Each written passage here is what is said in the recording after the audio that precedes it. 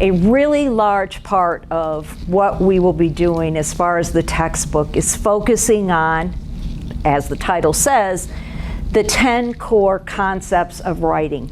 And these core concepts then become something that you want to think about every time you're doing a piece of writing. And so I'd like to briefly talk about each of those. And then I ask you to come back to this maybe every week of the 5 weeks to remind you of the significance of each of these core concepts. Number one, writing is a process of discovery and learning. Every time you do a writing assignment, you need to get something out of it. If we always write about what we know, we are not learning.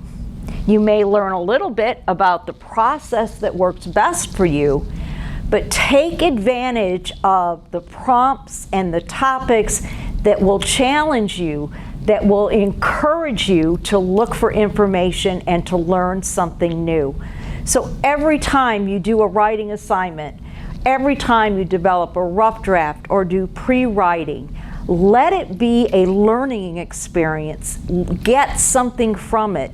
That's the benefit that can come from writing. The second core concept, good writing fits the context. And context, of course, is the situation in which we're writing. And you need to think about the context. If we're writing a personal letter to a family member, our writing will be very different than if we were writing a letter to a college or university that we want to attend and we're looking for admissions. So the context of the situation will indicate how we need to develop our writing. So you always need to think about the context, the situation. You will do impromptu writings, and many of them will be timed with 75 minutes for you to finish that. The context is you have a limited amount of time to do the writing, and so it changes the way, number one, I will look at it, but the way you will develop your essay, those multiple paragraphs. When you have a large essay to develop, and you have a week or two to develop, the context in which you're writing becomes very, very different. Number three, the medium is part of the message. The medium, of course, is the way something is delivered. If an advertisement, for example, is on a billboard, that is going to be a different message than one you would see on a streaming show or on a website. So the context is very, very different. And the same thing is something you want to think about whenever you're writing. What is the medium that you're using to communicate? Are you doing the oral presentation? That's going to be a different way of communicating than the actual writing. A writer, number four, must have something to say. You've all been in a situation, most likely, where you sat there with a topic and thought, I have nothing to say. It's frustrating. You're wasting a lot of time with that. And so one of the first things you want to do when you look at a topic or prompt and make a decision is to decide, what do you already know, then what do you need to know, and then go from there in developing your ideas. Writer's block is a real thing. There are ways to get around it, but you have to have something to say. The whole concept of writing is communication, and the communication of ideas. And finding those ideas, putting them on paper can oftentimes be a challenge. But you will have something to say if you first discover what it is you know and what it is you need to know, and then what does your audience need to know. And from the answers to those questions will come the ideas you need to put in that essay. Number five, A writer must support claims and assertions.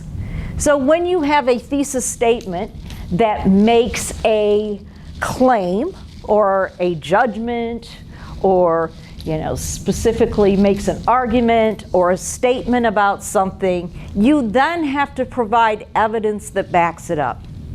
So for every claim or thesis, you then have to use the body to prove to your audience that what you're talking about matters, is important, is significant, is true, is relevant.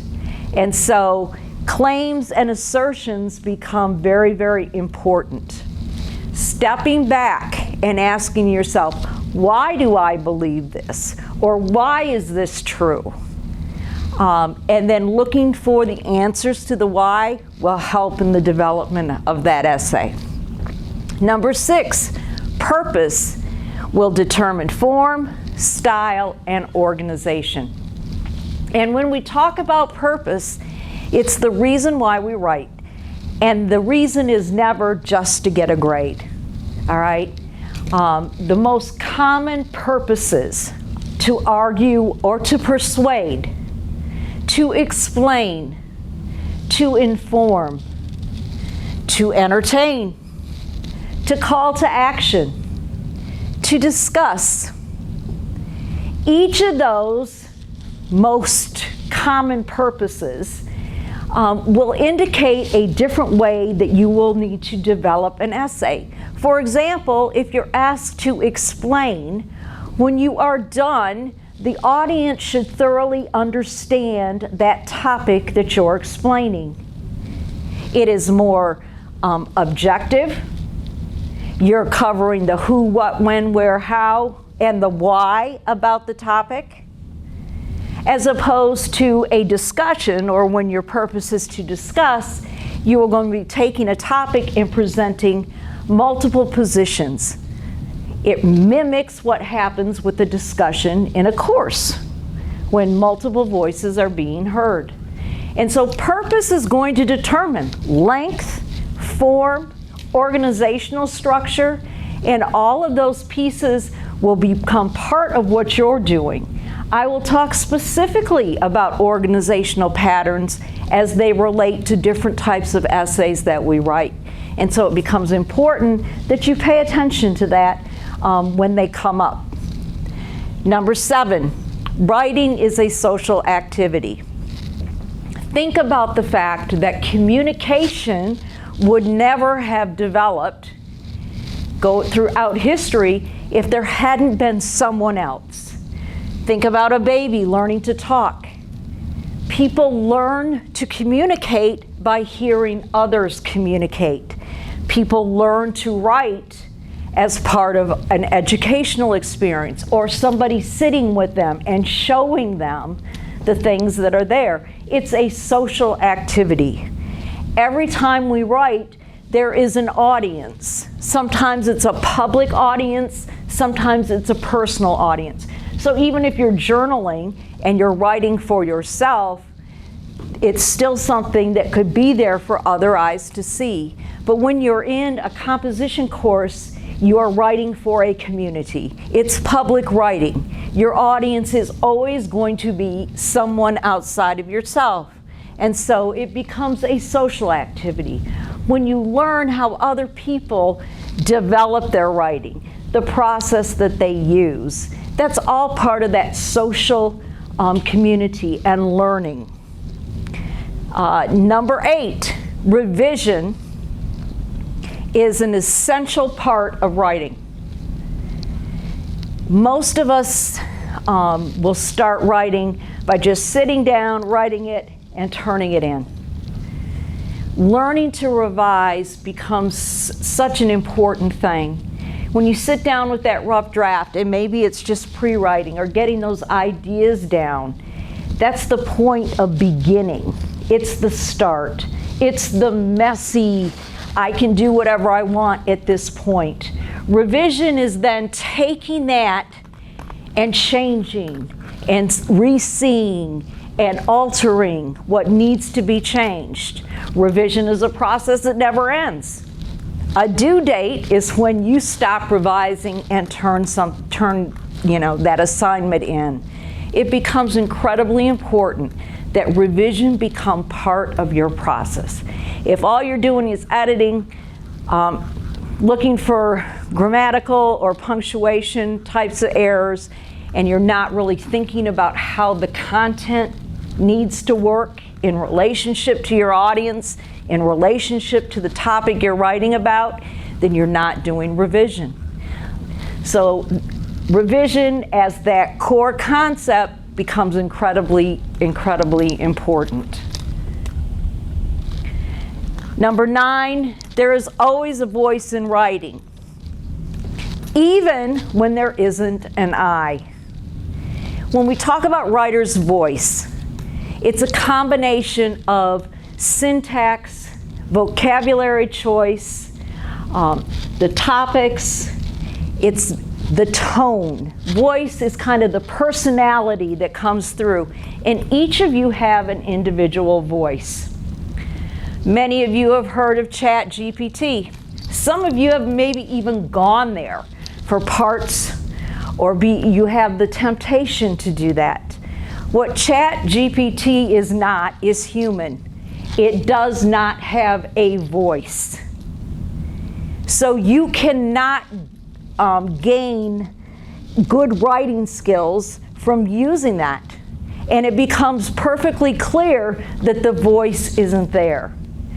Good writing, any writing that comes from an individual always has a voice. And many of you will have distinct voices. For those of you that are avid readers and you read maybe the same author, have read many things by the same author, it may be a point where you can pick something out without even seeing that author's name and know that that author wrote, that a particular author wrote what you're reading. The voice is that strong. There are things, there are consistencies that occur, and each of you have that. And then finally, good writing means more than good grammar. I have had essays come in that syntactically, grammatically were perfect, but they said nothing. The content wasn't there. So don't get hung up often on the perfect sentence. It's important to craft our sentences so they fit in American Edit English, but content is the key. The ideas are so important. So somebody can have a grammatically perfect paper but not get an A because the ideas aren't there. The content isn't there. The development and acknowledgement of audience, the way passing on of a message isn't there. So that 10th core concept, good writing means more than good grammar. These concepts need to guide you through the semester. Keep them in mind every time you write. Go back to them. And as you read each chapter that's assigned in this text, it's going to take you through these steps, and you want to think about them as they relate to the 10 core concepts. Thank you.